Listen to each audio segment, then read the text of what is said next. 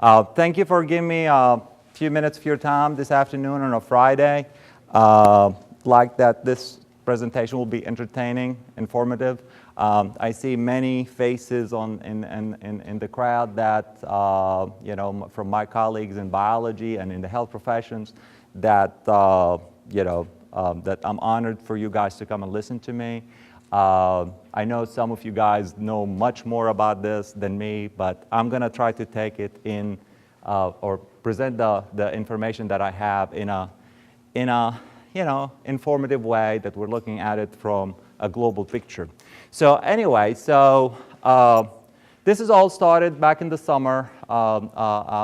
Came across a book about diseases that changed the world and talked about hemophilia and several of these infections that got me all interested, excited about, you know, about these diseases and how they impacted our world and our lives. And I teach, you know, this to my students, so, but we don't have time to elaborate on this. So I started digging deeper into just the infections. So basically, as a good teacher, I'm trying to be, so I have objectives, and I'm going to just recently go over those with you.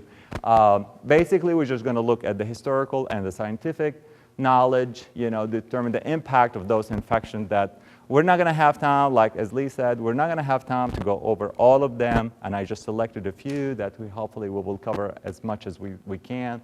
We will talk about the cause of each infection, the pathology, the symptoms, and what experiences we can apply to our lives today. And as a health professional, these things are my bread and butter. That's how I make living. And people like, you know, I always joke around with people like when they say about, what do you do for a living? And it's like, I play with pee and I play with, you know, blood and poop, you know, and this is really how I make my living. I'm a medical technologist. I get all the specimens that come out of your body and analyze it, you know. So the sicker people get, the more job security I have. So it's an interesting thing. Okay, my computer decided to die.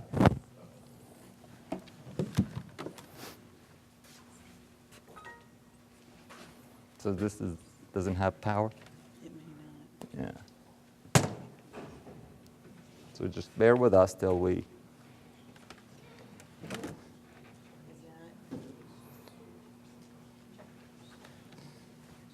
Yeah, it came back on. Okay. Yeah. Sorry about that. All right, no problem. All right, so sorry about that little mishap. So the field of microbiology is relatively a new field that, you know, it's unlike literature, humanities, that, you know, we just, that have long history that we can go back and study and all that. The field of microbiology, we knew about the diseases, but we did not know how it happened, you know. So we just made theories about these diseases. But the field itself of microbiology is relatively new because microorganisms are so small that we cannot see them with the naked eyes. And I'm just going to try to make it simple. I know that we have a lot of people on this campus that like, well, I know all about microbiology. You don't need to tell me. But I'm just trying to make it simple as for everybody in the audience. It all started by a couple of pioneers. One of them is Robert Hooke, but the other one is Leeuwenhoek, Antoine Leeuwenhoek. And the interesting thing about Anton van Leeuwenhoek, that he is the one who designed or discovered or developed the first microscope. And it's nothing like what it looks today. It's a piece of metal that you just like, you know, you just put your drop on it and you just look at it with your eyes. And it just magnified a few times, not thousands of times like we have today. And I always tell my students, if you go to a hospital and you find them using this microscope, run, do not apply for a job there. You don't want to work in that lab. So he's the one who started this, but he was by no means a microbiologist or a scientist. He was fascinated with lenses, glasses, and he was just developing all these things, and he will just draw all these findings that he will see. He drew findings of organisms in circles and spirals, and he was fascinated with that. And he will go like drink coffee and just scratch his teeth, look at him before, drink coffee, scratch his teeth, look after, go to his poop and just like get some things and look at it. We'll draw all these things that later on we discovered like, wow, he was drawing Streptococcus, he was drawing staph, he was drawing spirochetes, all these wonderful things. He just did not know what he was drawing. Another couple of names that we will mention, and depending on which topics we will be talking about today, a couple of names that were always going to be mentioned when you talk about microbiology or infections in general is Robert Koch and Louis Pasteur. Those two individuals, they actually show not just the science, but they also show the political power between the two main countries at the time, where the science the scientific breakthrough took place between Germany and France. So let's get started. So this is the menu that you can pick from, okay? And anybody want to pick a topic to start with? Black Death. Black Death? Sure. All right. Black Death. Let's talk about the Black Death.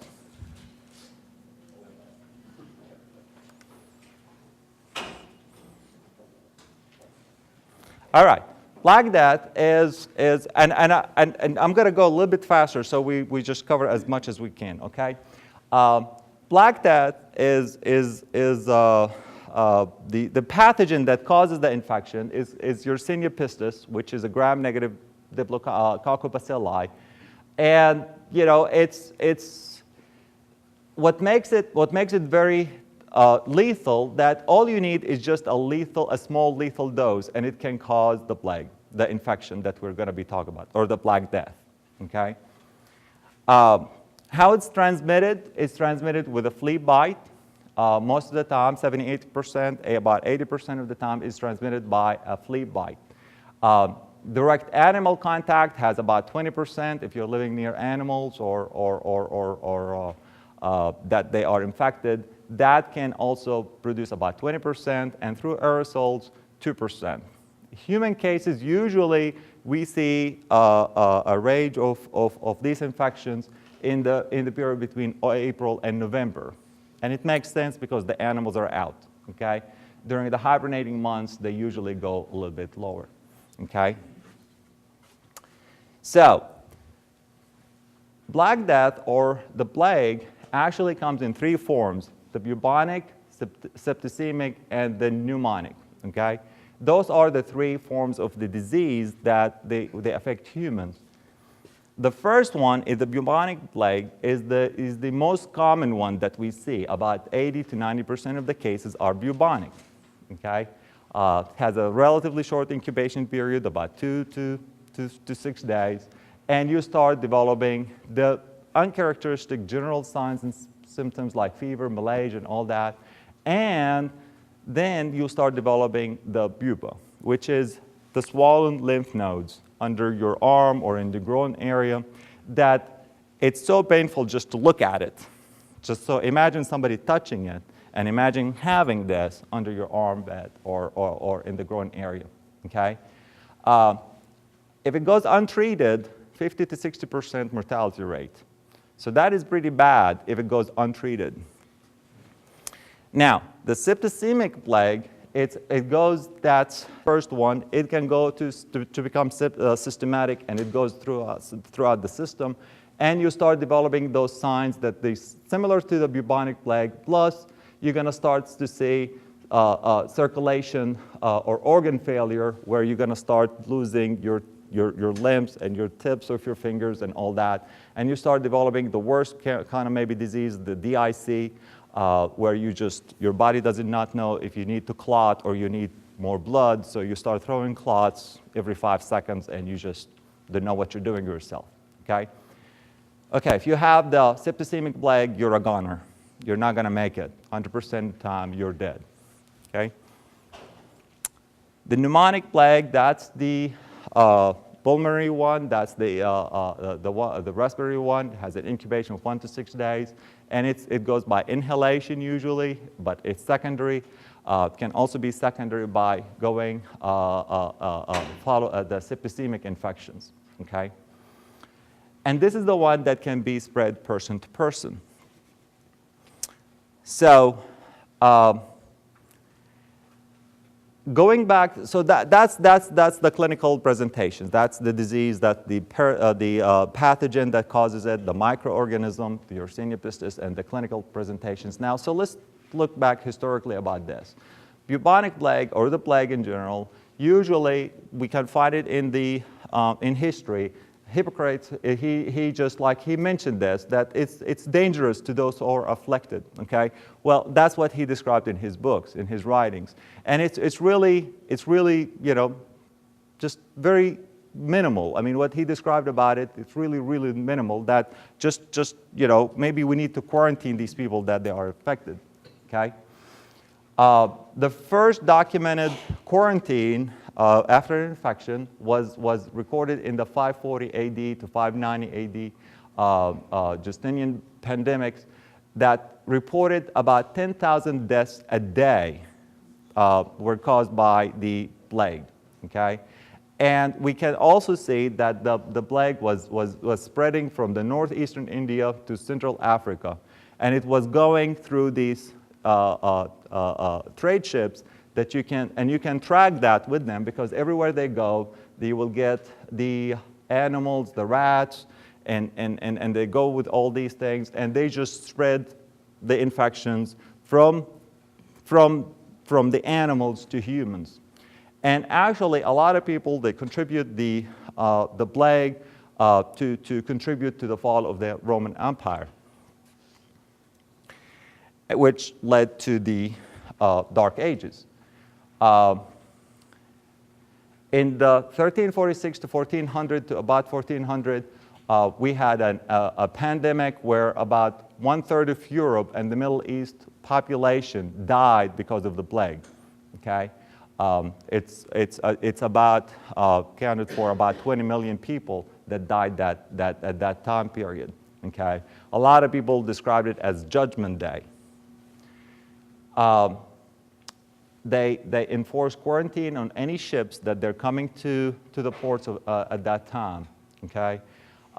And again, the quarantine did not work because they quarantined the people on the ship, but they didn't quarantine the rats, okay? The rats still felt like every night they're gonna come to town and they're just gonna go have fun, and by doing that, they were coming with their fleas, with their infections, okay? So that affected medicine, it affected education, and we started in education. It's before that, and you know the education was delivered in Latin, and because of all these professors at the time, they started dying because of this. We started recruiting adjuncts, part-timers. Okay. So we started having younger appointees, and that created that little, you know, where we have to, instead of traveling to the universities, to those elite universities or colleges, you have to do locally, okay? And you appoint a local faculty to do that. And so that was an issue. That's the first issue that happened with education. Surgery, people could not go to doctors to seek treatment. That's what started this medicine or surgeries being done by barbers. And that's why if you see the sign of barbers are those two, the red and blue ribbons, that's actually the veins of the blood, the blue vein and the arteries, and that's how it all started with surgeons, with barbers started to being surgeons, okay? Because they have a knife and they can cut you. So they're like, well, how convenient, I'll be a surgeon, okay? So that started all this. And actually, it's maybe, a lot of people also think that this is what also started the fall of the feudal system, okay? Because I mean, there was nothing. People were dying left and right. So what can you do with that? The other pandemics that were reported in history in 1665 in London, about 70,000 Londoners died at that time. And that's 70,000 out of 450,000 people in London. So that is a huge percentage of people who died because of this infection.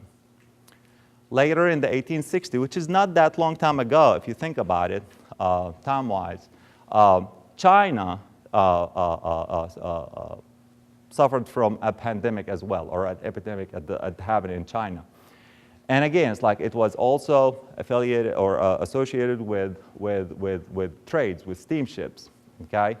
And that, it's still, I mean, the epidemiologists still believe what started in China is still with us today, okay? In one way or another. The infection that we're seeing is still the same infection that we see it every once in a while. In Surat, India, in 1994, there was a pandemic that took place that claimed about 1,400 people, okay? And there were a lot of publications that came out. The Time magazine, I just flashed the cover of that article that day, at that time frame.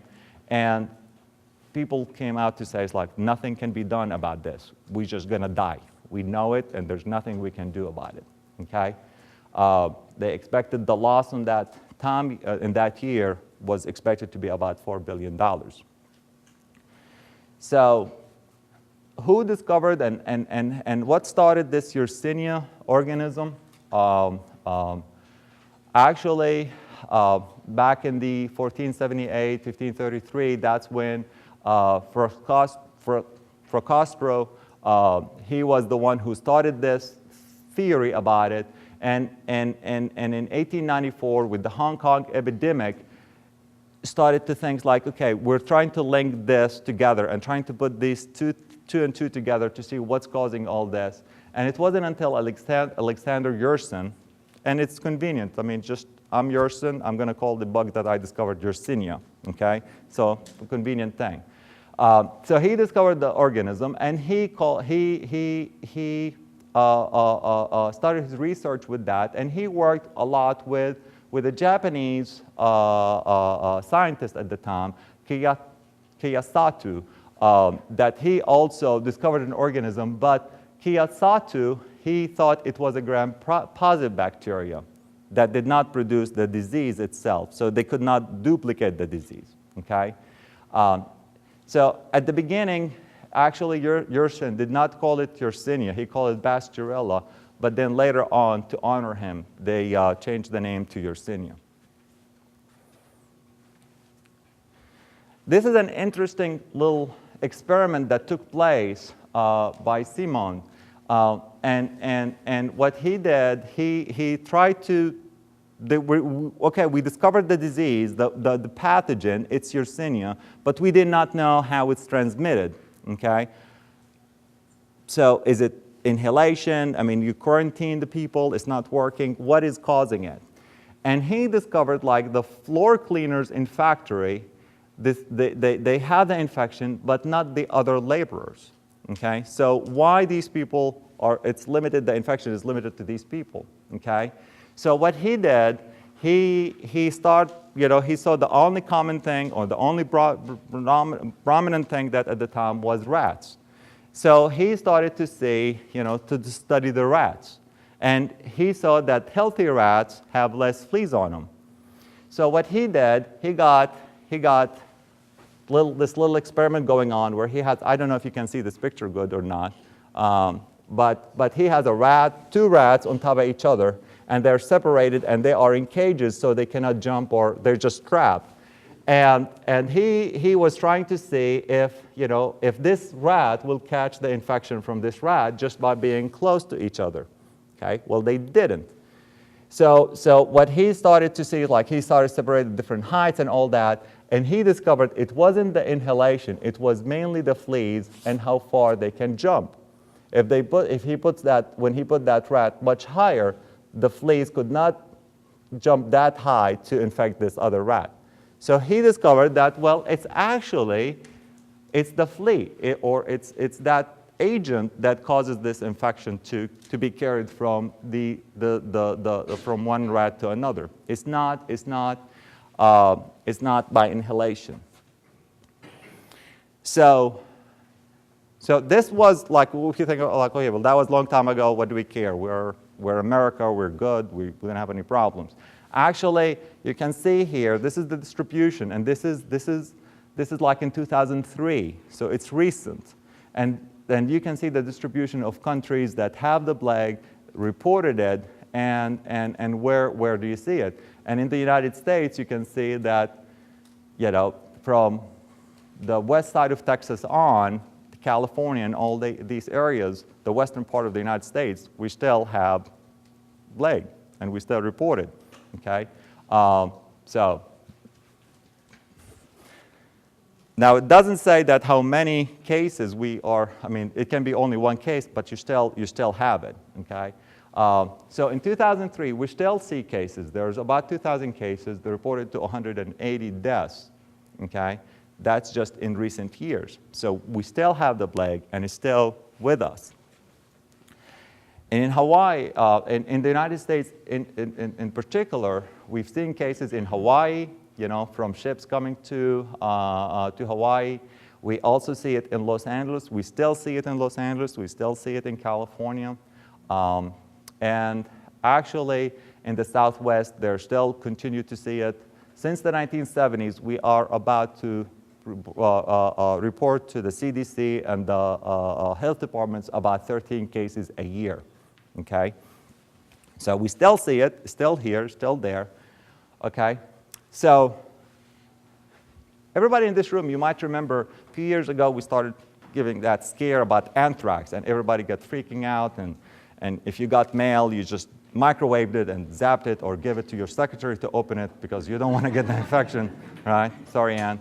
So it's like, okay, and it was like, okay, why? Anthrax is actually the worst bioterror agent that you can use because it needs a huge inoculum, okay? I mean, you really need to get a huge sift of spores and sniff them in your nose to get infected. I mean, it really needs a lot. Now, this is a good one, okay? Now, don't report me. I'm just saying that this can be a better one, okay? Because this needs a little bit, okay? And actually, it's been used as a bioterrorist agent, okay? And actually, what they've done before, they would just get the Baltic Sea in 1346. Back then, they did not know it was the fleas. So what they will get dead bodies or people that have the plague, and they would catapult them at the enemies, okay? They hoping like, okay, well, if you're not going to kill somebody, just attack them, okay? So they would just catapult these, you know, people with the plague into the enemies, and it was used just for that reason, okay? And this was a meanie. Shiro Ishii, actually, and Unit 731 in Japan was at the time, it was a really mean one, that they did all kind of weird experiments and torture on the recruits and on the enemy that they capture. And he was the first one that started thinking about the germ warfare and what they can do with that, okay? And he actually developed these flea bombs that he will just create a bomb that is full of fleas, that they are infested with this, and they would just drop it all over the place. And they dropped it on China, and it actually contributed to the epidemic that took place in China. So it can be used as a biological weapon. It's still in nature. We still see it. So it's not eradicated. You know, we still see it. The lab diagnosis, we still do it the same way through cultures. That didn't change much on what we do. The quarantine, now we know, we should know better how to quarantine or how to take care of the quarantine or how to do it properly. You know, just to quarantine people just for the sake of quarantining them, that's not going to work. And of course, we have to carefully monitor any cases that develop. So that is the Black Death. Where do you want to go next? Speckled monster, okay? Speckled monster is another good infection. I like them all. All right, speckled monster is smallpox. And this is another example of, and this is really good I didn't stage them, where we're going to talk about a disease that is bacterial, this is viral, okay? Smallpox, it's a viral infection, and it's a very serious infection, and I mean, just looking around the rooms, like, some of us may have remembered our childhood, and this is how scary it was when you hear somebody in the neighborhood that has it. And I can see some younger people in the audience that's like, what is that? Is that even, he's making this up. There's no such infection called smallpox, okay? So, but it was it is contagious, as a disease, and it can cause major problems, okay? There's no treatment, however, it can be prevented, which is good, okay? Unlike Yersinia, unlike plague, okay? You can prevent it, but you cannot treat it. You cannot prevent it by vaccination. Okay, smallpox come with two forms, major and minor. The major is the one that you will have rashes all over the body that have a death rate or mortality rate of about 30% compared to minor that has only 1% or even less than 1%. All right. Looking back, historically speaking, about where it started and all that, and the first recording of smallpox was back in the 6th century, and it came from the word varus, which is spotted, or varus, which is pimple, okay? And then, back then, like the Anglo-Saxons, later on, they used the word pox, okay, which is bag, okay? In the later on in the 15th century, they put the word small to box to make sure that it's a smaller vacuole or smaller bag compared to the great pox that we might be talk about it in a few minutes, which is syphilis, okay? So we said smallpox. All right, so did we have smallpox in the past? We think we do, and looking at the mummies, the remains of Ramses showed that they had signs of smallpox. The descriptions in the did not appear until the 10th century that showed the description of patients that they developed smallpox, but we think it was there, even in Old Egypt. So, if the disease was around Old Egypt, we also think that it came endemic when traders came from Egypt to India throughout history, and they spread the infections with them. Okay, and again, it spread to India, to the Greek and Roman empires, and it started to spread to become global. Okay, so I mean, again, it's like you need the population for that infection to go. So in less populous areas, the infection was as predominant as other areas. Again, I'm just going to try to, and I might skip a couple of slides just so we'll have time to talk about more and more of the other infections that we have. This is an infection that goes back. The plague of the Antonius, about 100 AD. This is one that just was going on and on for about 15 years. Every day, about 2,000 people died in Rome at the time. So smallpox was there, and it was killing a lot of people. Now, the other thing that we can also look at with smallpox, when it came to the New World, because we said, okay, the Old World, I mean, you just have the infection and people traveling all over the place, and they just took it with them wherever they go. How did it come to the New World? How did it come to the Americas? And we can blame a lot of things on Columbus, but this one maybe not. Maybe not. We can blame him for other things. But this one, actually, there was a war between the Spanish and the Aztec community at the time, and it was actually the reason that the Spanish won the war at that time. It was because of smallpox. A lot of people contributed to the smallpox that happened at the time, that the Aztec could not have the immunity to defend themselves. Throughout this time, something really, really interesting happened with smallpox. It's called a practice called variolation, okay? And this is where you intentionally inoculate a host. Okay? You intentionally inoculate them to develop immunity. Okay?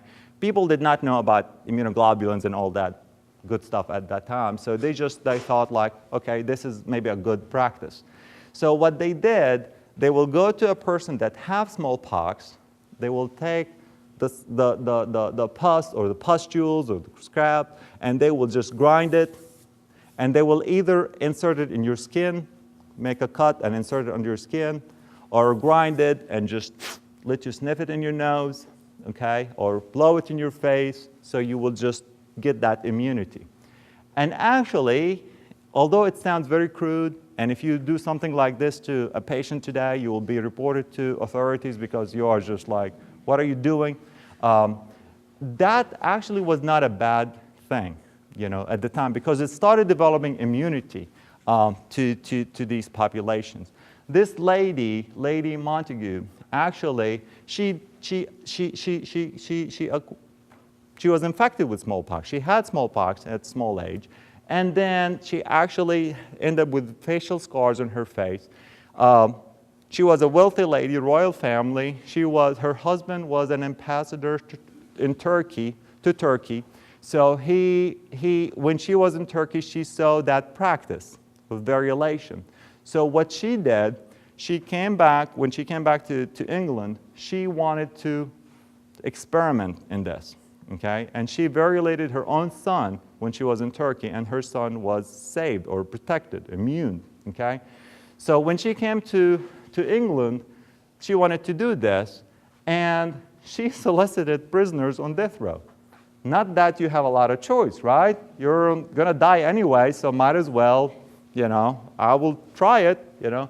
And she went to the orphan population, and she tried on that too. Again, they don't have any, you know, parents or anything to, you know, guardians to prevent that from happening. Now, when she started this practice, the clergy at the time, they thought this is the worst thing that anybody can do, because this is you're playing with God, and this is not acceptable. Okay, God infected these people because they are bad people. They sinned, and now they got this infection. Okay, so this is against God's will.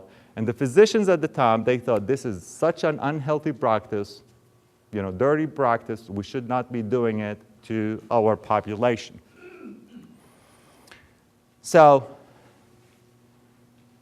here, Cotton Mather is a fellow from the Royal Society of London. When the outbreak here in Boston, he did similar thing. He variolated about 240 Bostonians, and it was successful. Only 2% of the population died at the time of that after he variolated these people. So the variolation was the first attempt to immune people about, you know, against an infection. George Washington, he actually enforced this on all his soldiers at the time, because he was losing more soldiers to smallpox than to the enemies. So he variolated all his soldiers, you know, before they enlist them.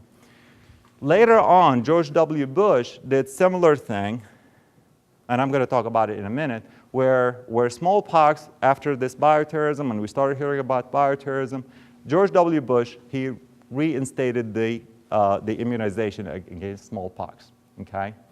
So variolation started an interesting phenomena here that we're going to try to protect the people against this horrible, horrible infection, okay?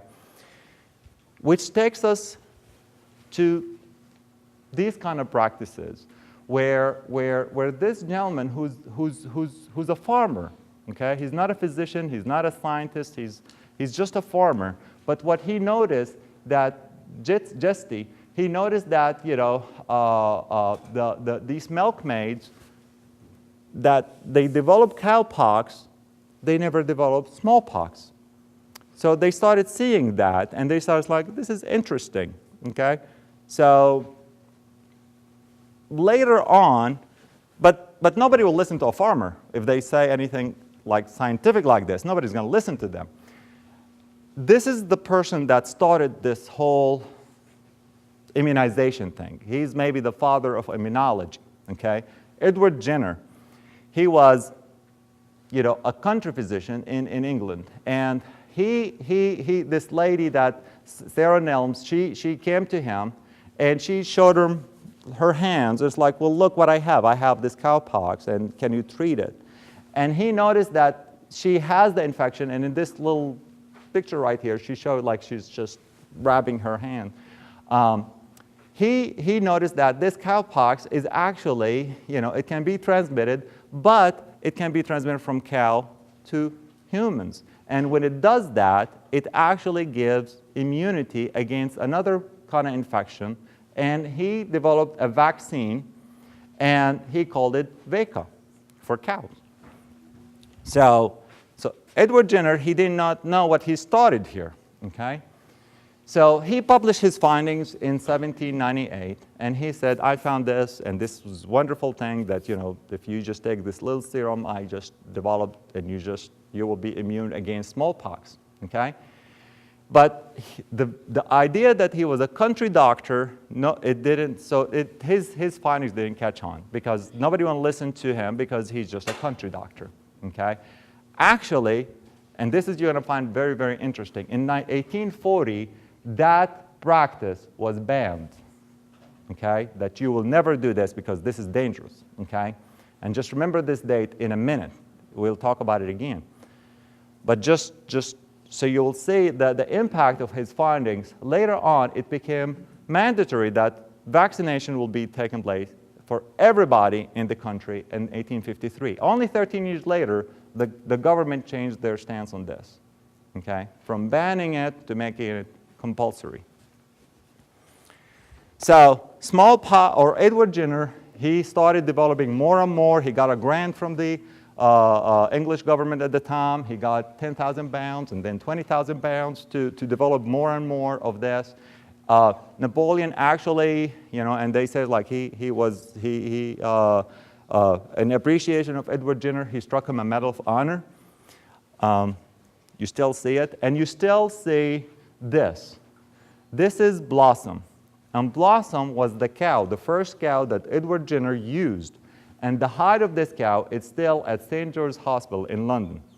Now, I guarantee you everybody's going to run to London right now to go to this hospital to see this cow, right?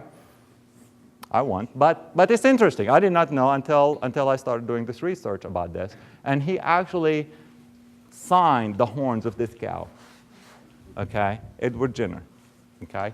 And you can still see the hide in that hospital.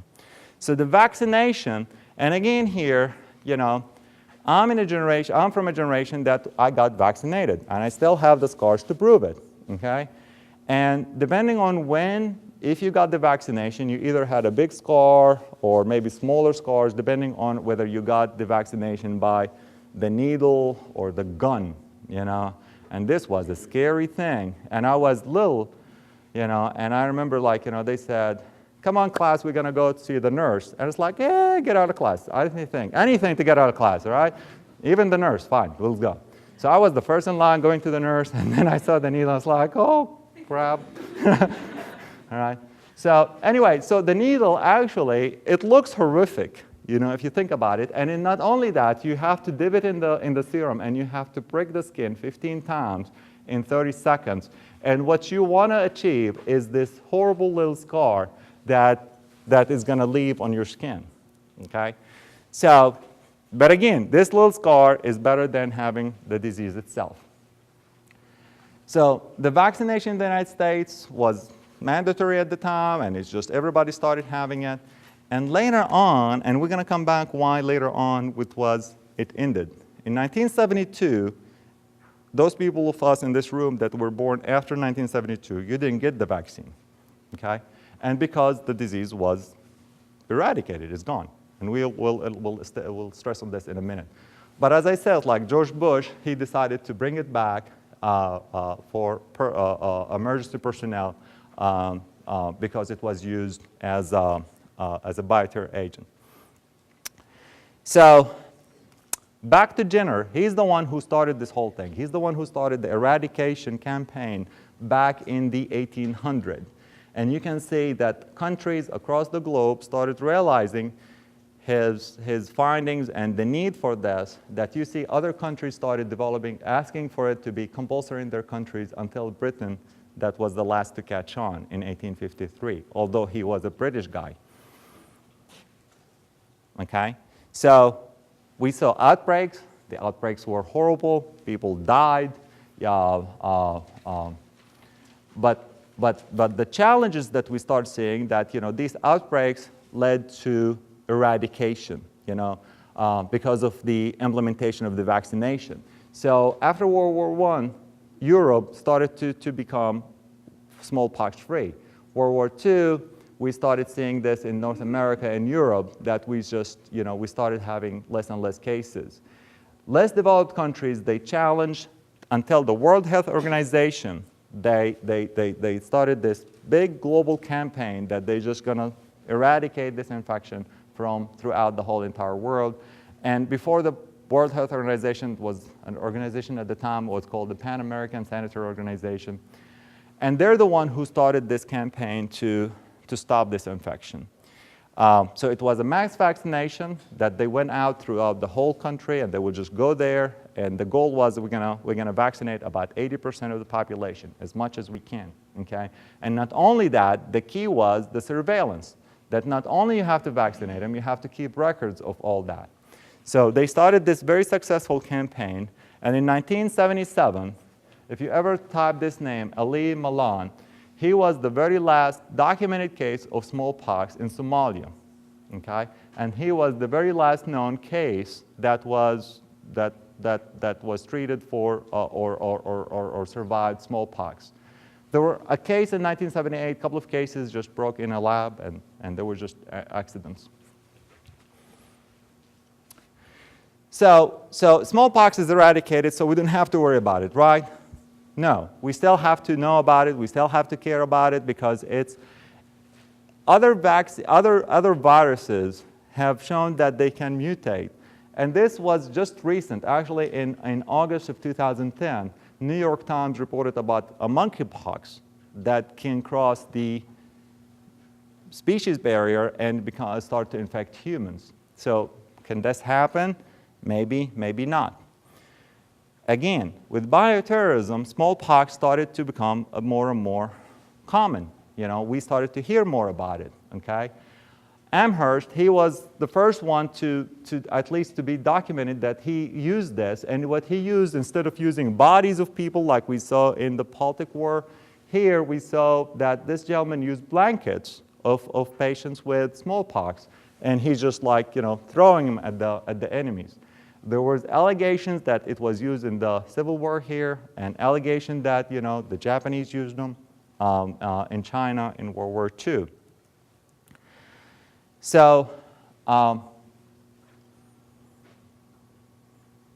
recently, after the anthrax scare and all that, smallpox was always looked at like as a possible pathogen or agent to be used. And this, a lot of us in this room might know this, but for those of us who don't know this, smallpox is gone. It's not on this planet anymore, except for 2 places, at least documented, okay? One is here in Georgia, in Atlanta, at the CDC. And the other one was at the equivalent CDC in the former Soviet Union. Question mark, okay? So we don't know if that is still secured or not. With the fall of the Soviet Union, a lot of people questioned the security of that agent, if it's still there or not, okay? So smallpox is a success story for humanities, for medicine, for everybody, that this is a disease that was horrible, was killing a lot of people, but yet we were able to eradicate it, okay? It was a global effort that we went throughout the whole countries. It doesn't matter if you're a rich country or a poor country, we went and eradicated this disease, okay? So this is maybe the biggest achievement. And then we always have to think of Edward Jenner. Although we don't like these shots, but he was the one who actually started this whole thing for us to be protected. Do I have time? All right. what's your preference? Would you like to hear one more? All right, one more. I was waiting for that. Who said that? All right. All right. Never fails. Anytime I give this presentation, ever somebody want to talk about love me tender, okay? All right. Love me tender. What do you think this infection is all about? Syphilis. Sex, okay? Of course. Okay, it's Friday after all. It's afternoon, so we can think about syphilis, okay? Syphilis is another infection that is bacterial, okay? And syphilis is an interesting disease in history because a lot of people, because of the nature of the disease, so a lot of people didn't even think that we're talking about the same disease here. It's a bacterial infection identified in 1905. The bacteria is called Treponema pallidum, and it's a spirochete, little spiral shape. Looks pretty, but it's not a good one to have. Okay, so you don't want to hang around with this one. Okay, it's a sexually transmitted disease, and it's curable. And if it's sexually transmitted, it's preventable, right? Makes sense. So let's think about all these diseases we've talked about. Well, we talked about two. One was, okay, there's no cure, and one was preventable. But this one is both. So why we're still talking about it? You'll see, okay? Syphilis goes in through stages. The first stage is called primary syphilis, okay? Primary syphilis is after you acquire the infection after a wonderful night or day or evening, okay? You acquire the infection and you develop a beautiful chancre, okay? And it's not like a souvenir that you want to keep forever, but it develops in the area that acquired or where the pathogen enter your body, whether in your skin, whether in your genital tract. It will show and it will start this horrible little chancre. And this little chancre just looks horrible, but it's painless. Okay, so you're looking at it, doesn't look good, doesn't hurt. Well, I'm not going to go see a doctor. Okay, I'll wait a week. If it doesn't go, I'll go check it out because it looks bad. Okay, so I'll just keep it zipped up for a week and just see what happened. All right, a week later, goes away, and it's like, see, I didn't have to go see a doctor. I'm good. I don't have nothing to worry about. I'm healed. That was just flu. I didn't have to worry about it. Okay? So, and we don't think about it. It's gone. Well, what happens? It didn't go. You develop secondary syphilis later on. Okay? Later on, you become having rashes all over your body. And you might have rashes, and it's basically mainly the hands where you have those rashes. They look bad, and some of us might have, like if you get syphilis, you don't want to get it, but if you decide to, you will have rashes, and depending on the severity of the infection and your immune system, how good it is, you might have severe rashes or not. Some people even look at this as like, rashes? I don't see any rashes. I have nothing. I'm good, and they don't go seek treatment. So what happens after that? This organism can go latent. Can hide in your body for years, okay? The only way I know that you have syphilis or not if I just do a lab test. And if I do a lab test, that it will show that you have the pathogen, okay? So you're still infectious. The problem is you're still infectious from the day you acquire it till now, you're still infectious, okay? If you don't get treatment, you might later on develop what's called tertiary syphilis, okay? Tertiary syphilis can sometimes take about 30 years. 30 years, and you still have the infection. You still have the pathogen, okay? Well, think about this. I acquired syphilis when I was 20 years old, sexually active and all that. Well, after 30 years, I'm 50 years old, 60 years old, and now I have syphilis. Well, now this smart pathogen, it's like, well, you're not sexually active anymore, so I'm not infectious anymore, okay? So the parasite does not infect other people at this point. It's just going to I'm going to finish you off, okay? I just used it for many years. Now I'm going to kill you, okay? And it's basically what happens, like, that can have really horrible manifestations. One of them I want to talk about is neurosyphilis that can really destroy your brain, okay? And that's why we see a lot of, if we look at the history, and we're going to look at it in just a few minutes, these people go crazy, okay? And we thought, like, well, they just go crazy, I mean, what's the link? I mean, you just go crazy. You're old, senile, and that's just nature. There's another form of syphilis called congenital syphilis, and that's the syphilis that, that babies acquired while they're still in the wombs of their mothers, okay? This is maybe the worst syphilis ever, okay? Because the baby has nothing to do, it's just sitting here, and all of a sudden, they have developed the syphilis. 40% of these kids that have syphilis, they just don't make it. And actually, that's good for them. Because if they do make it, they come with severe deformities, mental retardation, bone malfunctions, I mean, you name it. It's just one of those horrible, horrible things to do. Historically, the interesting thing about syphilis that everybody claimed their neighbors for syphilis, okay? The French blamed the British blamed the Italians blamed, you name them, okay? Everybody's like, you did it, no, you did it, you did it, okay? So everybody called it different names, and it has, in history, it has a lot of names out there.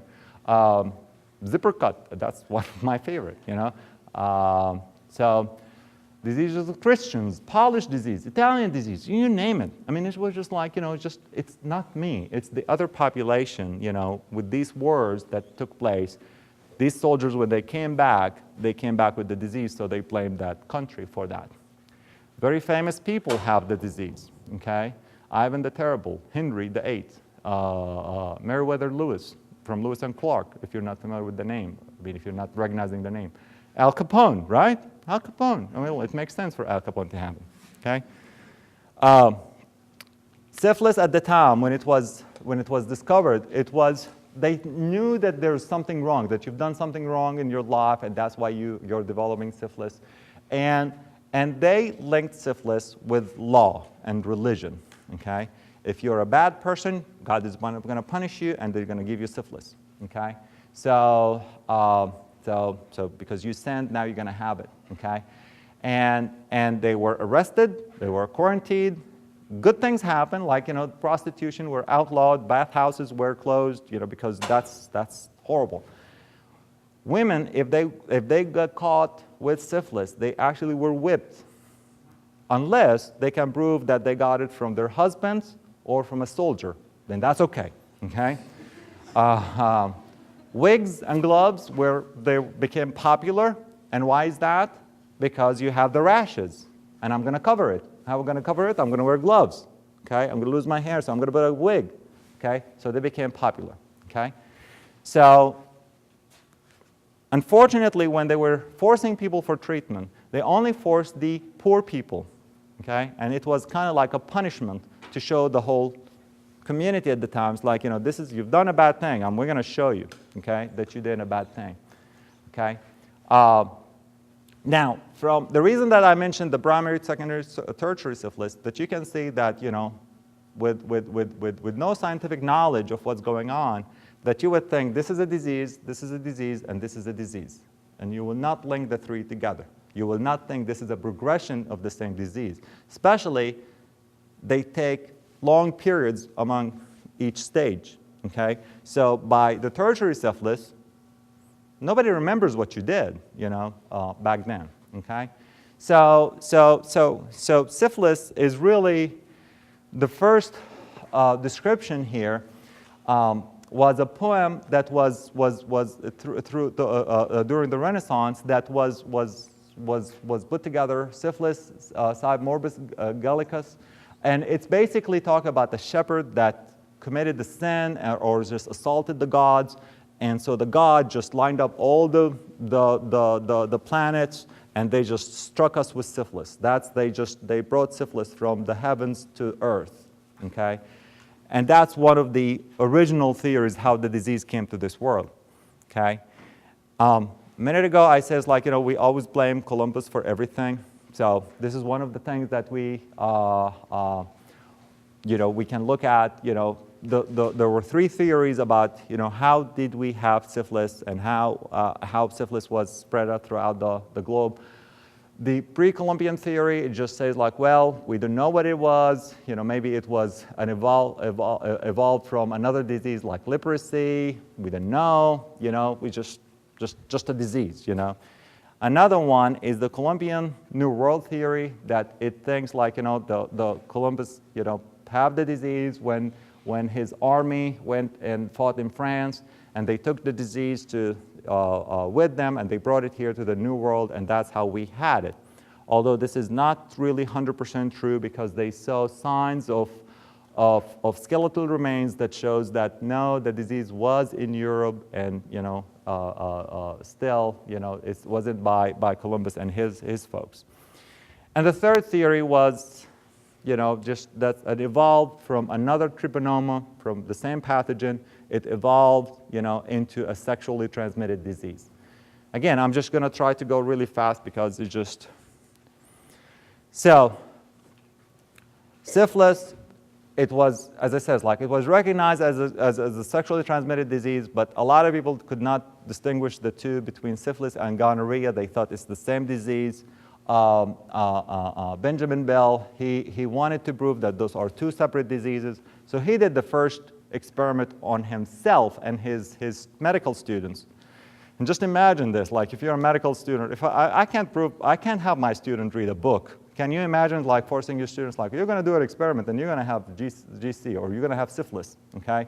So he wanted to start this to develop the two, but I want to talk about this one here for just a minute.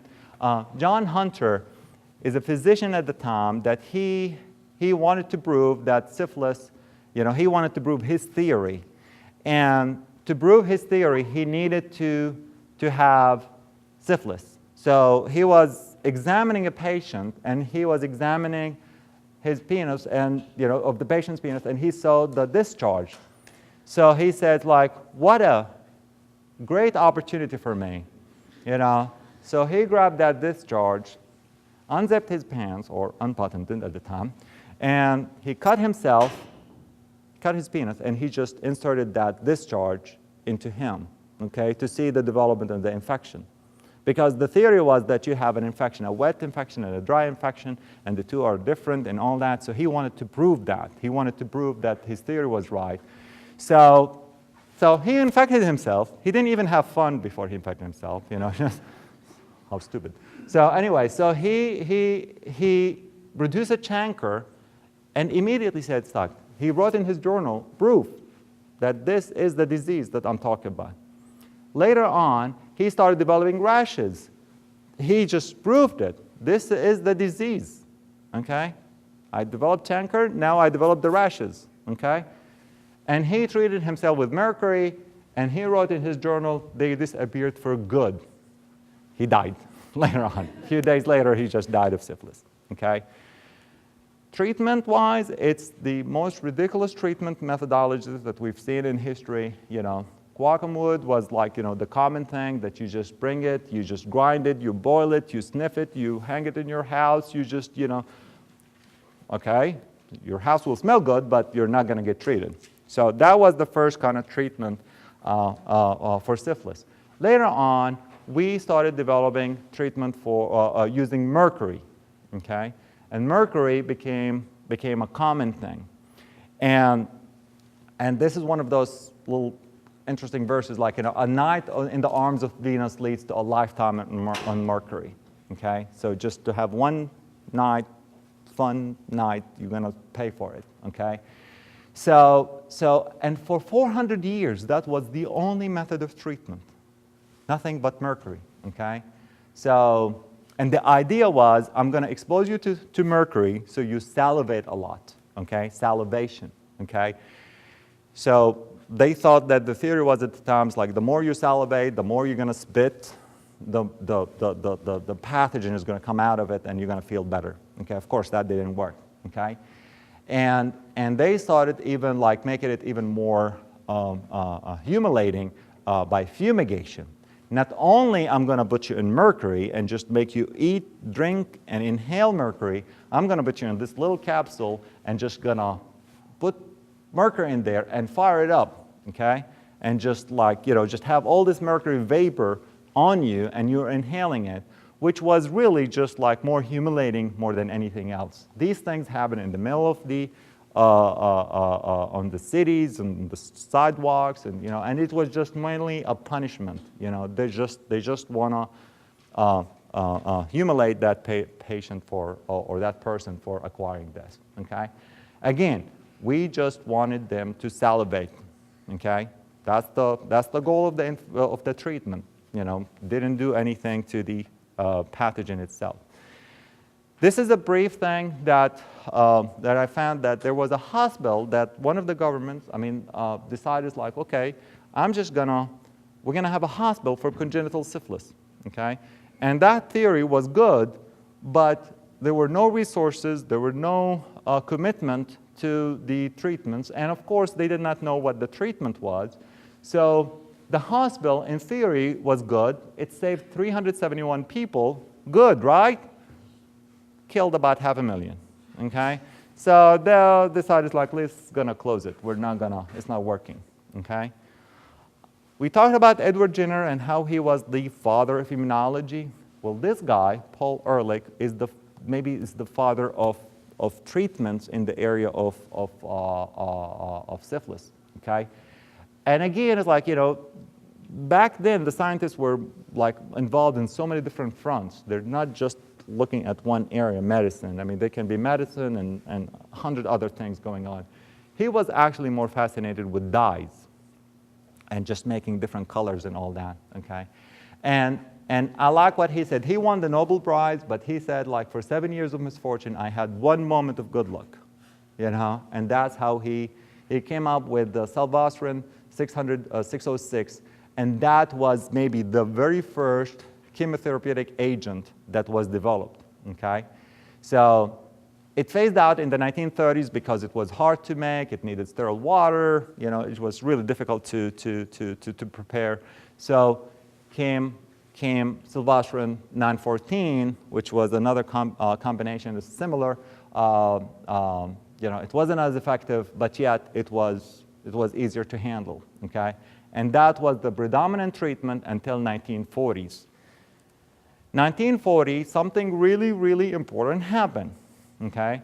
Now, we all hear about the story of Alexander Fleming, that his wife made him a sandwich, and he took it to the lab, and he forgot all about his sandwich, and it started molding, and a mold dropped on his culture plate, and he discovered where the mold killed the bacteria, okay? Not quite right, okay? It has some truth, but it didn't happen in that way. Alexander Fleming in St. Mary Hospital in London, he was actually working on this, and he discovered by accident that this mold, when it was on a plate, that there was a zone where the bacteria could not grow. And that zone means that this something here is killing the bacteria or stopping the bacteria from growing, okay? So, but seriously, Fleming thought like, okay, that's good. And he didn't do much about it until two gentlemen later on, Fleury and Chain, they came and they worked in penicillin and purified it to produce it, to manufacture it as a medicine, okay?